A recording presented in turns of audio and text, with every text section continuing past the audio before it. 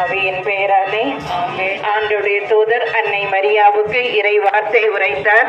அவர் தூய ஆவியாரை கருவுற்றார். அருள் நிறைந்த மரியே வாழ்க, ஆண்டவர் உடனே பெண்களுக்குள் ஆசீர்வதிக்கப்பட்டவரே, உம்முடைய திருவயிற்றின் கனியாகிய இயேசுவும் ஆசீர் பெற்றவரே. ஆண்டவருடைய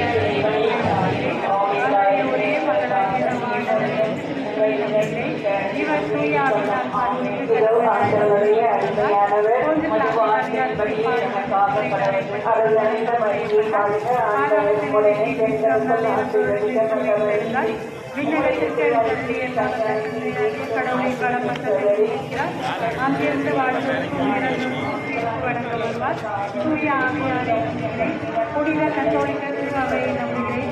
புனிதர்களின்